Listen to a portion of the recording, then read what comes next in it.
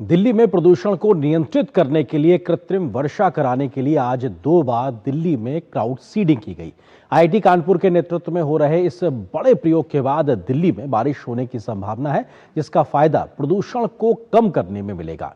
Cloud seeding के माध्यम से बादलों में ऐसे रसायनों का छिड़काव किया जाता है जो बादलों में मौजूद नमी को बढ़ाकर बारिश कराने में सहायता करते हैं। दुनिया के कई देशों में ऐसे सफल प्रयोग हो चुके हैं।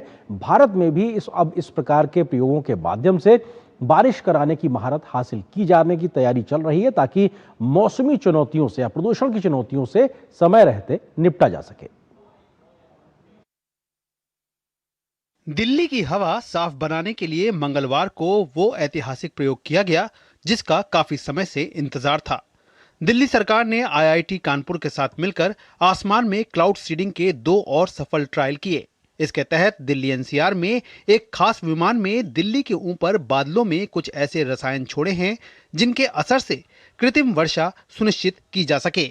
इसका उद्देश्य कृत्रिम वर्षा के माध्यम से हवा में मौजूद प्रदूषक तत्वों में कमी लाना है, जिससे दिल्ली के वायु गुणवत्ता सूचकांक में सुधार हो सके।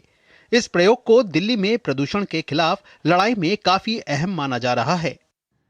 ये क्लाउड सीडिंग सेस्ना एयरक्राफ्ट के माध्यम से आईआईटी कानपुर ने की, तो आने वाले दिनों में ये एक बहुत बड़ी, देश में पहली इस तरह की मैं कहूँगा कि साइंटिफिक तरीके से बरसात करा के पोल्यूशन को बिठाने का एक बड़ा पहल होगी। क्लाउड सीडिंग को भारतीय मौसम विज्ञान विभाग और दिल्ली सरकार के पर्यावरण विभाग की मंजूरी के बाद किया गया।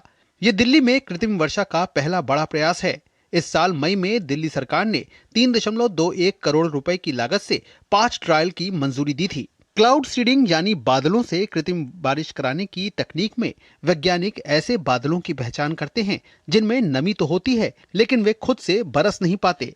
फिर विमान या ड्रोन की मदद से उन बादलों में सिल्वर आयोडाइड, सोडियम क्लोराइड या पोटेशियम आयोडाइड जैसे रसायन छोड़े जाते हैं। ये रसायन जल वाष्प को आकर्षित कर उसे छोटे छोटे जल कणों में बदल देते हैं और कुछ देर बाद ये जल कण बारिश के रूप में धरती पर गिरने लगते हैं। आमतौर पर इसका असर 15 मिनट से लेकर 4 घंटे तक दिखाई देता है। हालांकि ये हर बादल पर काम नहीं करता, लेकिन ये तकनीक प्रदूषण और सूखे जैसी समस्याओं से जूझते शहरों के लिए एक नई उम्मीद बनकर उभर रही है। उम्मीद है इससे दिल्ली में एक्यूआई लेवल और प्रदूषण को कम करने और लोगों को राहत दिलाने के सरकार के संकल्प को बल मिलेगा। ब्यूरो रिपोर्ट के साथ मोहित, अंकित और गिरीश निशाना की रिपोर्ट, टीडी न्यूज।